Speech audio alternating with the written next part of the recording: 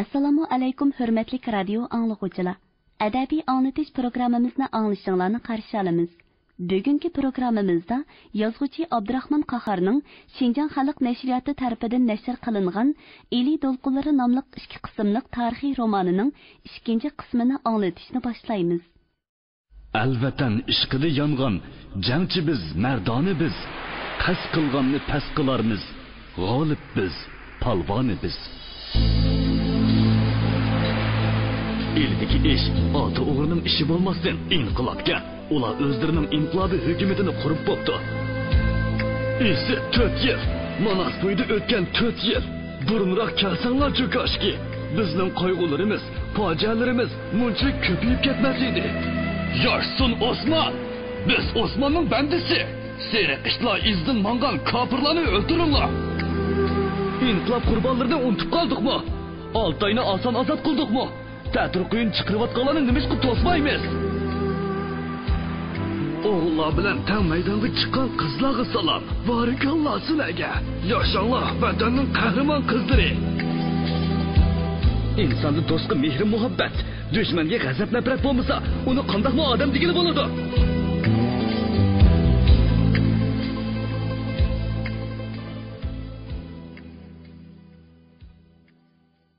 Saytaxun o'rnidan chabdaslik bilan turib, "Hurmat bilan diqqat!" deb varqirdi. Hammamiz o'rnimizdan turib, uningga chos berdik. "Ha, Salyanjon, qimaga bak berilib ketdingiz. Xotiningizni utirib qo'ymang yana. Biz mardona o'yinchi hurmatli bosh komandir. Utib olsa berib etimiz." Bosh komandir qaqoqlab kulib ketdi va "Mayli, o'ynayvering, lekin hoşyarlığınızı yo'qotib qo'ymang. Eli o'g'irlarning harakati yomon. Bexudlik o'lim bilan tang. Qandoq deysiz? Meni avassingiz botirlik bilan jang qilib, 6 to'ytoqni pak-pakiz yo'qotib etdim. Urushda botirlik yaxshi omil, lekin eng yaxshisi eg'ir tipdagi qurol." U uy ichidan u yoqdan bu yoqqa minib, beshini langishitgan holda chiqib ketdi. Oyoq tevishlari yetgandan keyin biz kulishib ketdik. Saytaxun mundaq dedi: "Tashkilotimizning maqsadi qurolli qo'zg'olon ko'tarib, Shexu xalqining yordamini qo'lga keltirish va Shexuni ozod qilib, eli qo'zg'olonga qo'shilish. Meningcha, elidagi ish ot to'ytoqning ishi emas, u zo'r qo'zg'olon bo'lishi mumkin. Undaq bo'lmasa, bular nemancha andishiga tushib ketadi. Eli bosh komandirning so'zini angladik-ku. Harakati yomon deb, shuncha yiroq yerda turib, ansizlik tushidi. Bu qiyin. Shexuda qo'shin ko'p." Mavin rot komandiri shundoq dedi. Saytaxun darhol aytdi: "Shexuga odam avatishimiz kerak. Hozir maytog'ni bak qamal qilyotidi. Haqiqiy ahvolni o'qib boqayli. Tarixda nurg'un zo'r qo'zg'olonlar bo'lgan, lekin dastlabda ular bir necha kishi bilan ish boshlagan. Oz ko'pligini o'ylab tangirqab turmayli." Men o'rnimdan turib aytdim: "Shexuga men kerak. Lyubajin bilan munosabatim quyuq. U Shexuga kirishimga ruxsat berishi mumkin." Atsi men tinglash uchun Shexuga kirdim. Quliqi uzun kishilar bilan bekor talablar, harbikashlar, satrashlar, qassoblar bilan uchrashdim. Saytaxunning topshirmasi bo'yicha mashhur zot Elim hojim bilan ko'rishdim. Harbiy ahvollarni egilab, bu yerda haqiqatan Gomindan qo'shinlarining ko'pligini o'qdim.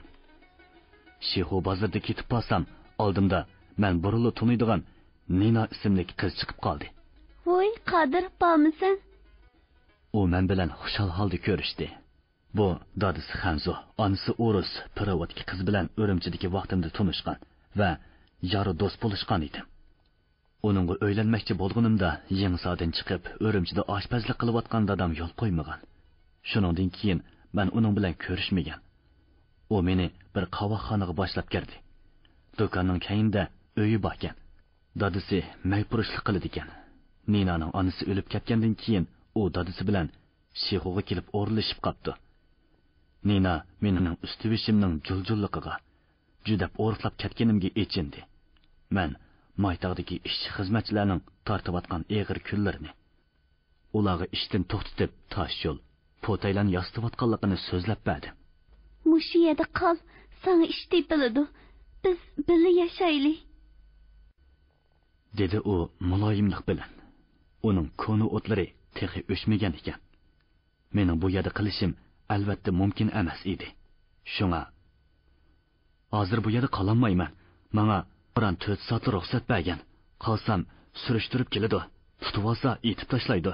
Men ketaman, ammo ko'rishib turayli. Qaytib do'konning oldiga chiqqanda, "Xayr xo'sh Nina, ko'rishkicha omon bo'l", dedim qo'limni uningga uzatib. Nina ko'zimning ichiga bir qaradi-da, do'konning oldida setish uchun esib qo'ygan gazetlardan ikkini elib menga sundi. "Og'in, tomoq chekasa." Nina bilan xo'shlashib menib, Kerem Manjangning oshxonasiga kirdim. Tomoq yeb o'ltirib, gazetni ichib qarasam, birsi Xanzucha Shinjang gazeti, yana birsi G'uljida chiqadigan O'yg'on gazeti ekan. Shu an yuragim dupildab urib ketdi. Gazet emas, xuddi guhar tepib olgan odamdek xushal bo'lib, gilimdan tomoq o'tmadi. Gazetni darhol qo'ynimga soldim. Hayajonlanganligimdan o'rnimdan turib ketibdiman.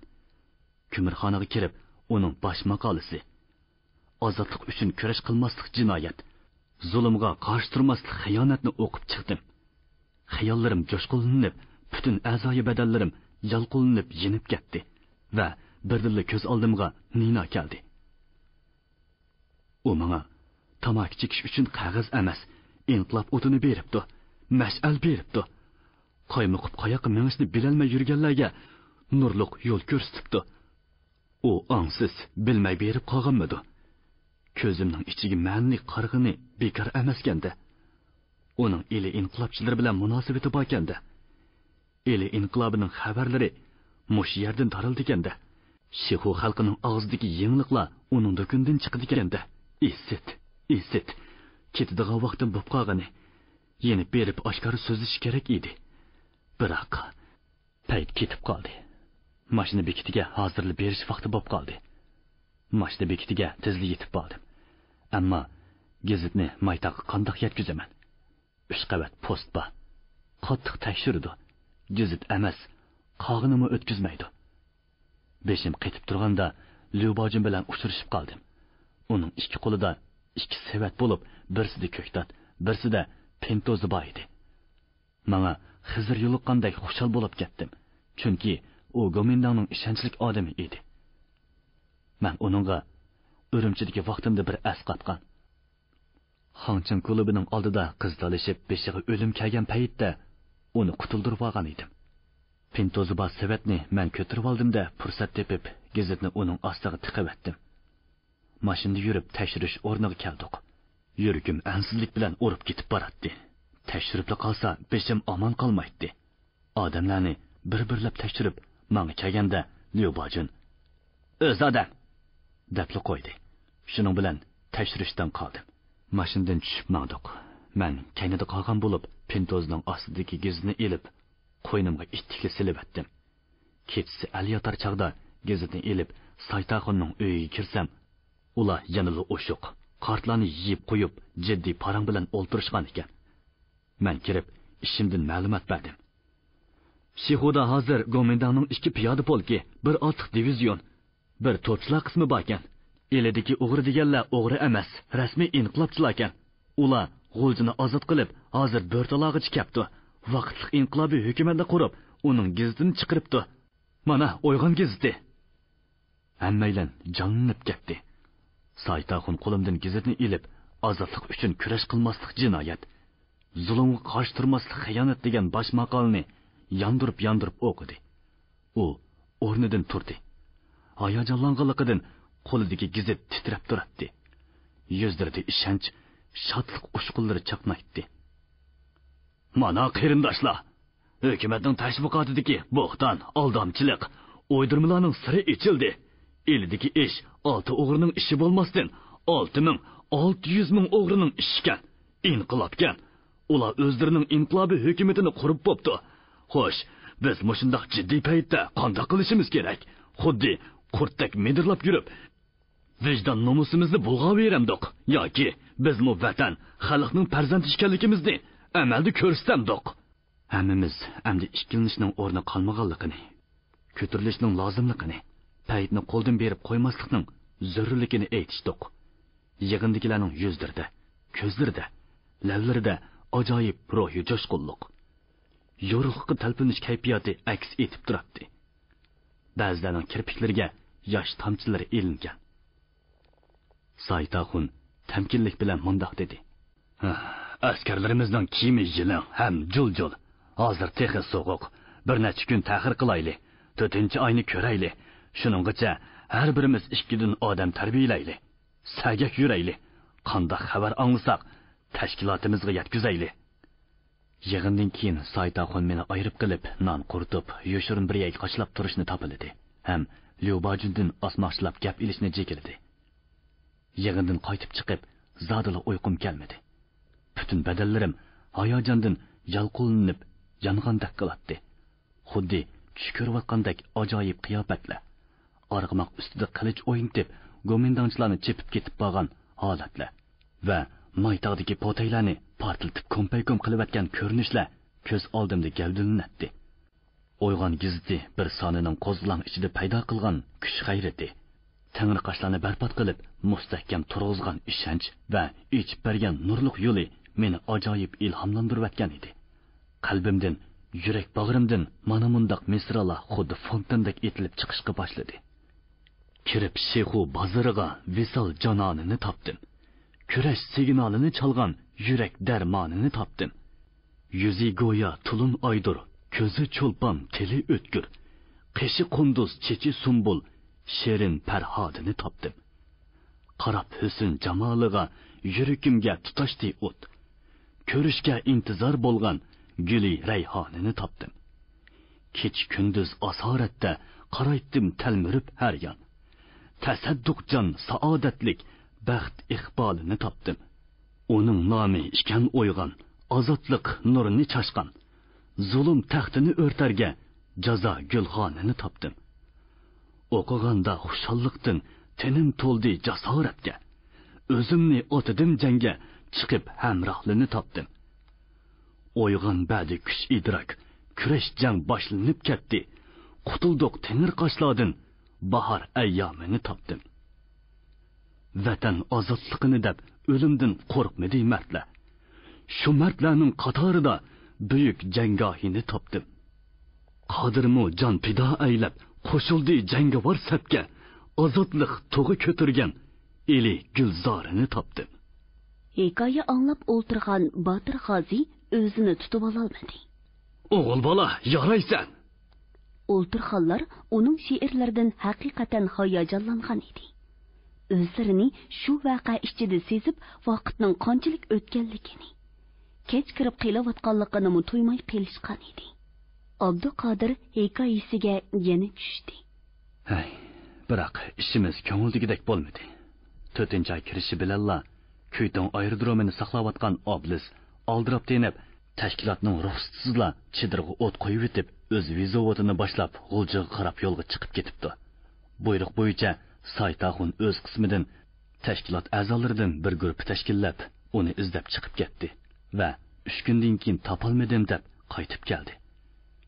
Aslida qo'g'lab yetgan ekan, lekin ish bitgan. Uning ruxsatsiz ketishi xatolik bo'lsa-mu, qo'zg'olon ko'tarilishiga bir muncha qiyinchiliklarni keltirsa-mu, uni qo'yib bermay mumkin emas edi. Shuning bilan ish chatoqlashqil turdi.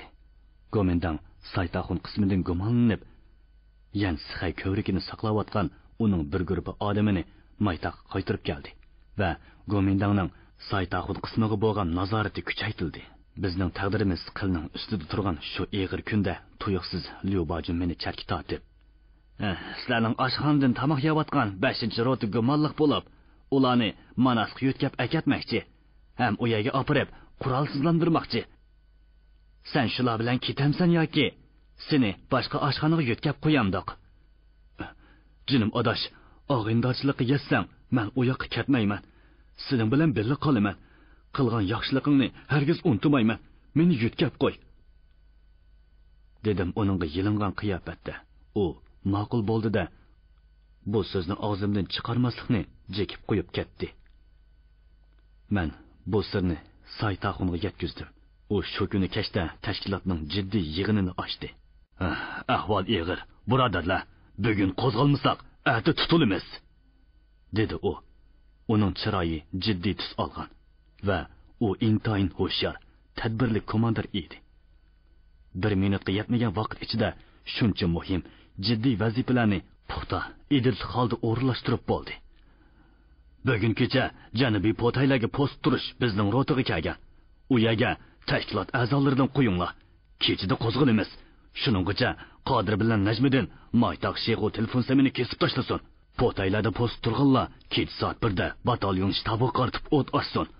6 o'g'ri kelib qopti degan tuyg'u paydo qilib, hujum qilgan bo'lib, biz bu yerdan o'zilib chiqib ketishimiz kerak.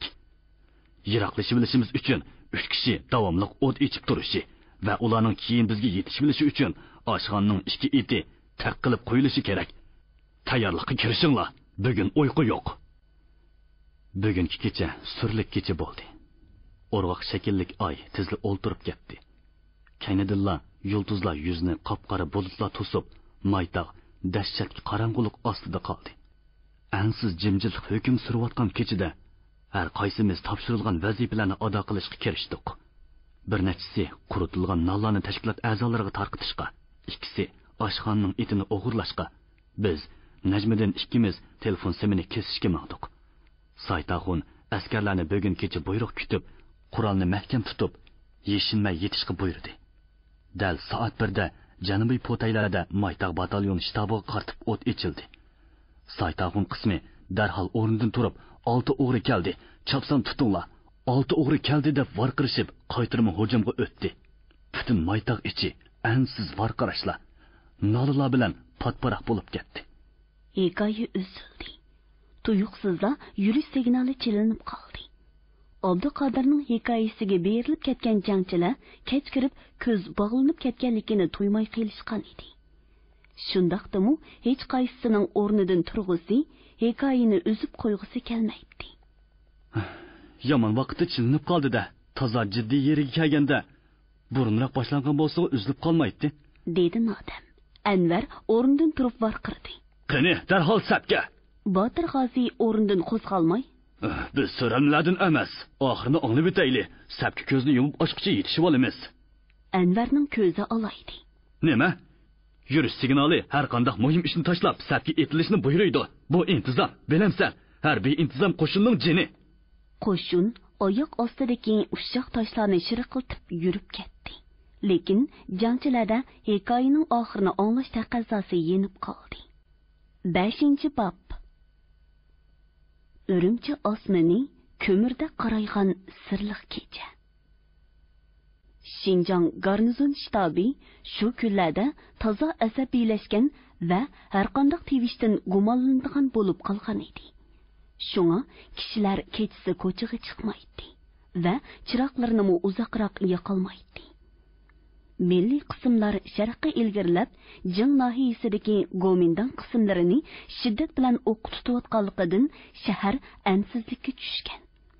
Kechalari go'yo o'lim jimjitlikqa hukm surib, ko'chalar surlik tus olgan.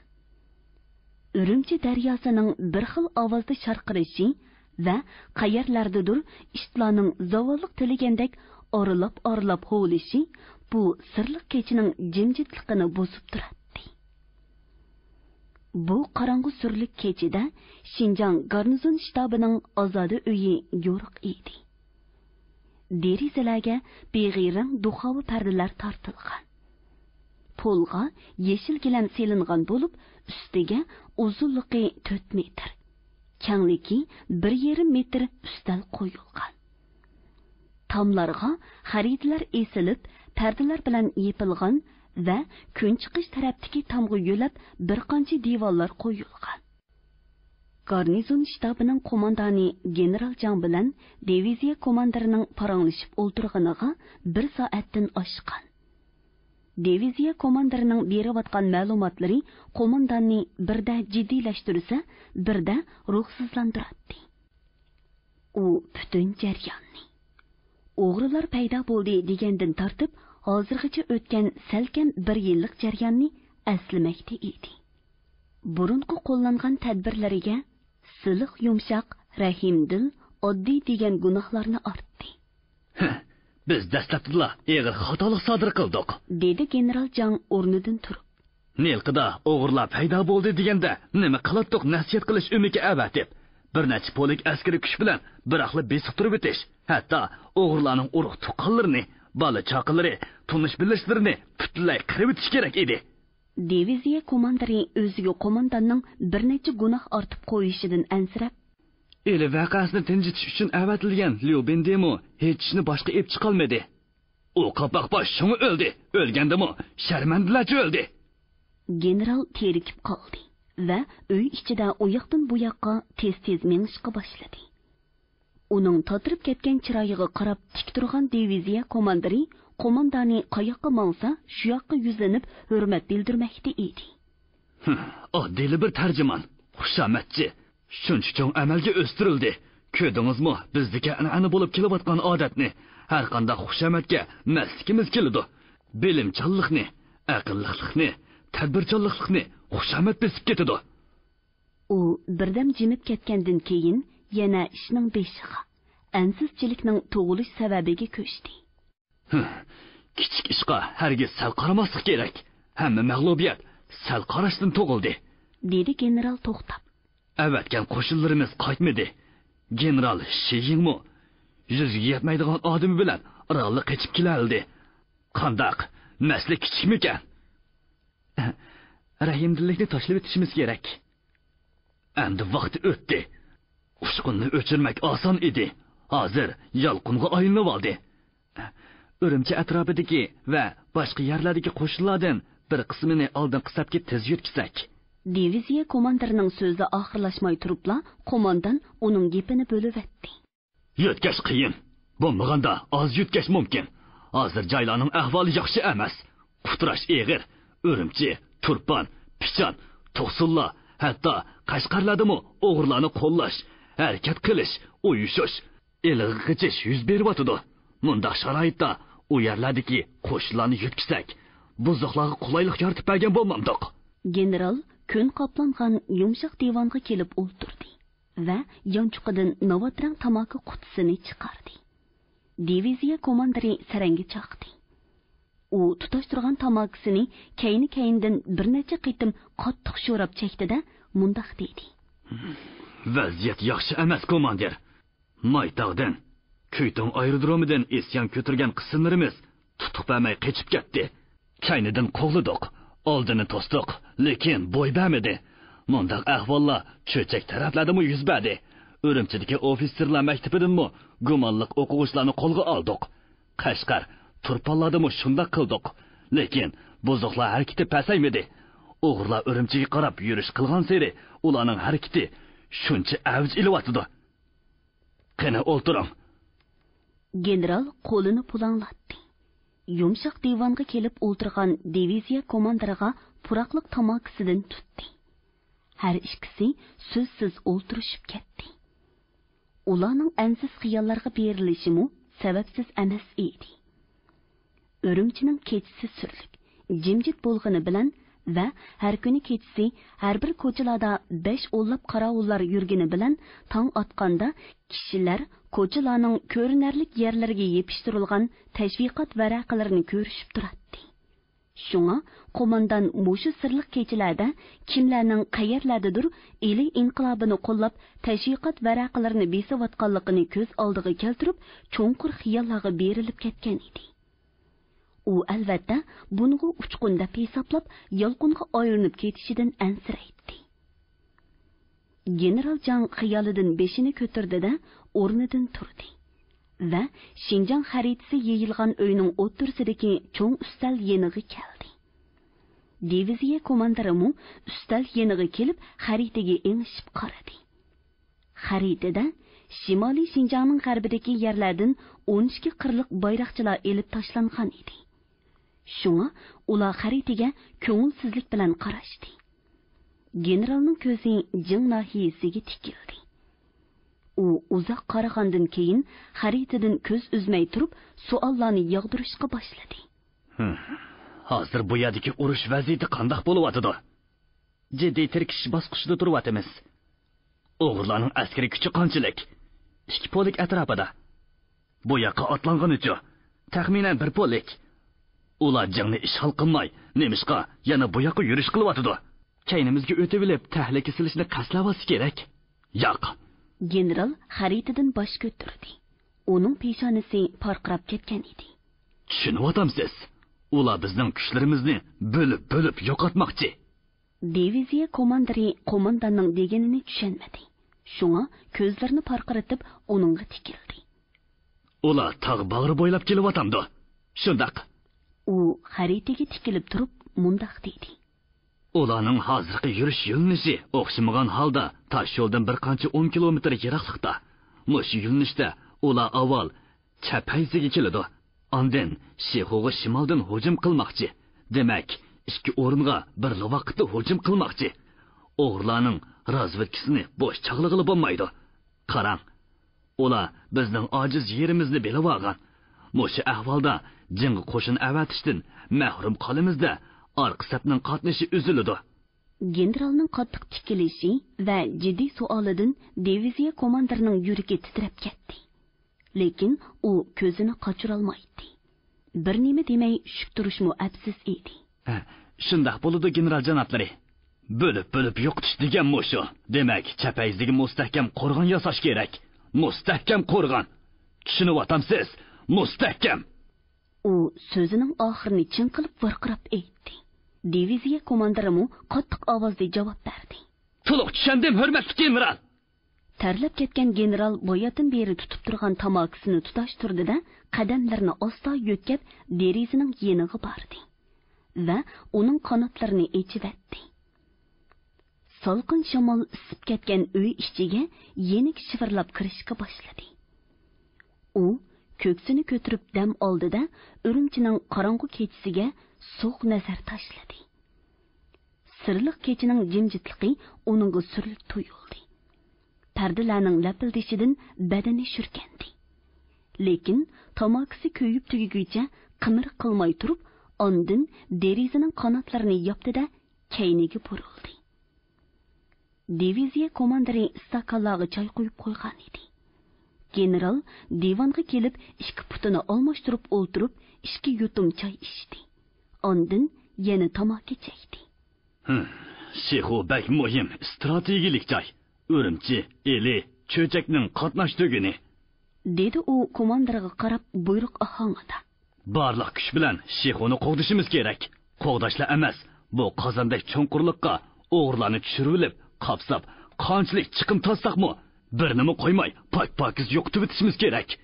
Jonni tikkandila, jonni saqlab qola olamiz. Bo'lmasa, jasadimizni qo'ydigan yami topolmay qolamiz. U o'zining so'zidan o'zi qanoat hosil qilmaydi. Nemidir bir nima kamlik qilayotgandek uxtartib qo'yadi va uziltirmay tamaki chekatdi. Suhbat ishidan yurakni tinchlantirgudek so'zlarni anglashni xohlaydi. Bu ya'ni tamoman qo'dab qolg'ili bo'ladi, dedi diviziya komandiri va o'rnidan turib ketdi. Helgo bir polikkan, 2-3 polik bo'lsa-mu, so'zsiz qo'dab qolg'ili bo'ladi. Bizning hozir u yerda transport cho'ng atritimizdan boshqa 8000 askari kuchimiz bor. Bir necha tanka, cho'ng tipdagi zambiraklarimiz bor.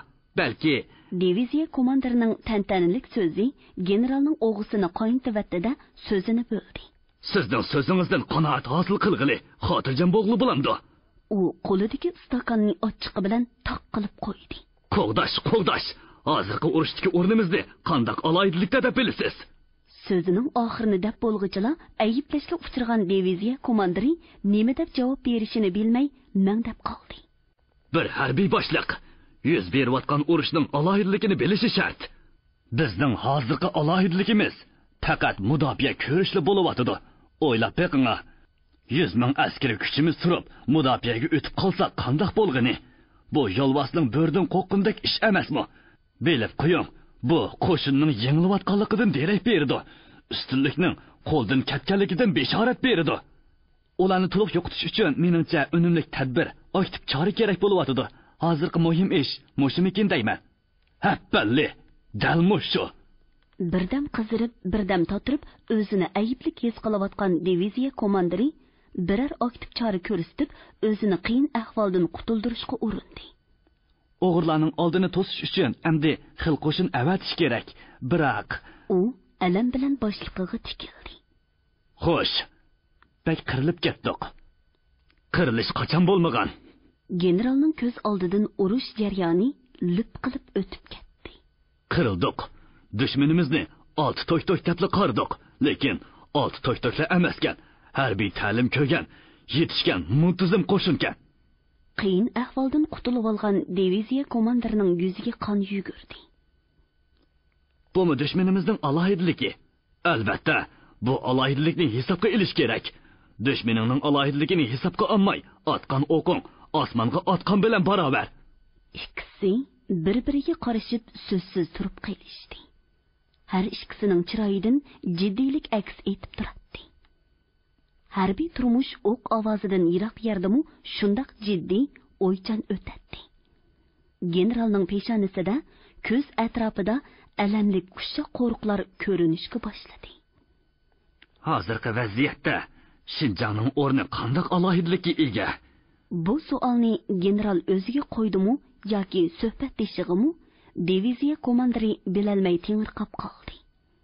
Lekin shu hamon yana bir qiyin ahvolga duch kelganligini his qildi. So'qishdan chiqqan xo'rozdek holga kelib qolgan komandir shu topda qo'mondonning nimalarni o'ylayotganligini nadinmi bilsin. U nimalarni qiyos qilishi mumkin? General o'z savoliga o'zi xuddi boshqalar anglab qolmasin degandek osta javob berdi. Bilamsiz, Shinjong bir oltin tovoq. Bu oltin tovoqni jonni tikib turib saqlash kerak. Shundoq emasmi? Shundoq general janoblari. Xo'sh, Shinjong qo'ldan ketsa, nima bo'ladi? Oltin tovoq qo'ldan ketadi. Oltin tovoq qo'ldan ketibla, ish tinchilib qolmaydi. Muhimi, Yan'an bilan buni qizil hukumatning, ya'ni Sovet ittifoqining tutishib ketishi osonlashadi. Yo'l ochiladi. Diviziya komandiri qo'mondonning dalillariga qoyil bo'ldi, biroq cho'chib ketdi. Mulohizingizga qoyilman general janoblari. Undaqda intayin qiyin ahvolda qolamiz. Albatta, shuning uchun mayli jon kassi-kassunki, quruq tovoq bo'lsa-mu saqlab qolishimiz kerak. Dal shu chaqda Charrosiyada yasalgan seriq mis zanjirlik yo'g'on tom soati 3 ni urdi. Soatning daranglagan ovozi xuddi tuyuqsiz urush boshlangandek yoki biror ansizchilikdan xabar bergandek qo'rqinchli anglandi. Ikkisi bir-biriga qaramaslikka tirishdi. General divanga kelib o'ltirdi-da, yana tamaki chekdi va uni ikki qitim qattiq sho'rab aytdi. Hozirgi eng yaxshi chora yurishtiklarni bombardimon qilib xo'ritish. Ondan obdan hol sirgan polikni chapayizda kuchli bir polik kuch bilan kutib olish. Qo'mondan diviziya komandiriga qattiq tikilib so'radi. Ular hozir qayerga yetib keldi? U yana duduqlabroq javob berdi. Texi ulgiranmidiq. Aytdim-ku, sizning biladiginingizdan bilmaydigingiz ko'p. Har qachon shundoq. Qo'mondanning tari turildi-da, o'rnidan turib ketdi. Uning tamaki tutgan o'ng qo'li titrayotdi va qattiq varqirdi. Aeroplan avatish kerak, aeroplan. Shinjong garnizon shtabining qo'mondoni general Jang Terikib o'z diviziya komandirini ayiblagan kechasi Nizomiddin polki to'xtamay yo'l yurib atiganligi uzun buloqqa yetib keldi. Uzun buloq yayloq, ikki tarafi chimanlik keng soy. Qismi tog' gullari o'ppida echilgan. Ko'mish buloqlar qaynab turgan va soyda ancha cho'ng bo'lmagan tog' suyi toshdan toshga urilib eqib turgan joy. Salqin tog' shamollarining xushbo'y puroqlarni dimoqlarga urishi, turli qushlarning yiqimliq sayrashlari, suvlarning bir xil sharqirashlari jangchilarning yo'l azoblarini unutildirib, ularni hayajonlantirib etgan va ularning hissiyotlarini qo'zg'atib etgan edi. Ular uyquni unutdi. Yuzlarini muzdek orom baxsh tog' suyida yuyushib, uzun buloqning go'zalligiga maslikka kelib, hissiyotli gaplarga tushib ketdi.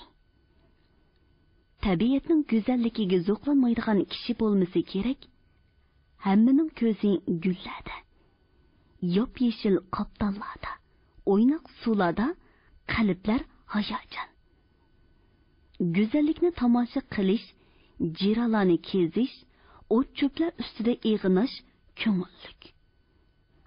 Bu yerdagi chorvachilar qo'y kali so'yib, qozonlarda go'sht pishirayotdi. Lekin sho'rpining mazalik puriqi hech kimning og'ziga suv keltirgani yo'q. Bo'lmasa, kechacha yo'l yurib hammaning qo'rsiqi ochgan. Anvar kun chiqish tarafga gul chechakka purkangan tog' qoptiliga chiqib, yonboshlab yotdi. Tövanda qiyshuv qilishib yurgan jangchilarga qaradi. Ana, sho'x va gapdan hajar kimdir birsiga suv chechib qochdi. Ana, neriroqda Rayhon bilan Nodam uchumlab suv ichishib, nimalarnidir deyishib kulishmoqda. Anvarning ko'z oldiga hamon hurliqa keldi. U galapi shimining yonchuqidan bu yoqqa mangdigan chog'da hurliqa yo'lliq tutgan tamaki qaltini. To'sh yonchuqidan qo'l yog'liqini oldi. Yog'liqqa burji po'raklagan gul kashtirlangan edi. Uning butun badaniga o't ketgandek bo'ldi. U yog'liqqa tikildi. Hurliqa qochirib o'tgan heliqi kechini o'yladi. Shu onda yog'liqqa tikilib turganligini birsi ko'rib qolgandek qizirib ketdi-da, uni itik yonchuqiga silib oldi. Lekin uning yeniga hech kim kelmagan edi. U o'zining shu ishidan shu an kuldi. Shuningdan keyin o'zini beorom qiladigan, qiynaydigan xayollar uni ilkiga elib oldi. U yenju xudiki vaqtida hurliqadan xat topshirib olgan. Xatda mundaq deyilgan: "Qimmatligim, meni seg'indingizmi? Men o'lgudek seg'indim. Dunyoda mening sizdan boshqa qimmatli hech nimam yo'q. Siz mening baxtim, hayotim. Dunyoga kelib topgan boyliqim faqat siz. Urushlarmi tuga, siz bilan yashasamla, dunyoga kelganimga ming roziman." Hurmatli radio anglag'uvchilar, yozuvchi Abdurahmon Qahorning Xinjiang xalq nashriyati tarafidan nashr qilingan Eli Dolqunlari nomli 2 qismliq tarixiy romanining 2 qismini bugun mush yergacha anglatdik. Davomini ertadagi programmamizda anglaysizlar. Biz nijotlik izlab yo'lga chiqdik. Gomindangdan qo'l uzdik. Vijdonimizni sotgan, o'z xalqimizga xoinlik qilib, sharmandalikda qolgan hayotimiz oxirlashdi.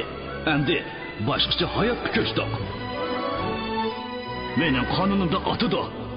Men o'g'irlarning biri tursam, harbiy qonunni bilmamdiman. Burun biz bir yerga bo'lsak, xalq qanday qarshi oladi?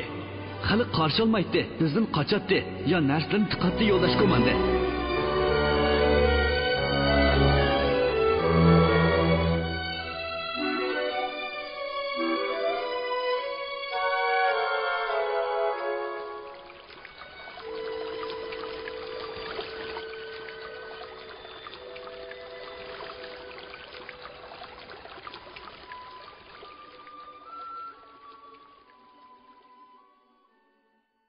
Bugungi programmamizning diktorlari Mahira Abdurashid, Shuhrat Abdurahmon, ovoz texniklar Po'lat Tursun, Tahir Yasin, mas'ul muharrir Ilham Mahmud, Abdurasul Abdurahim, bosh nazoratchi Gulbahor G'upur.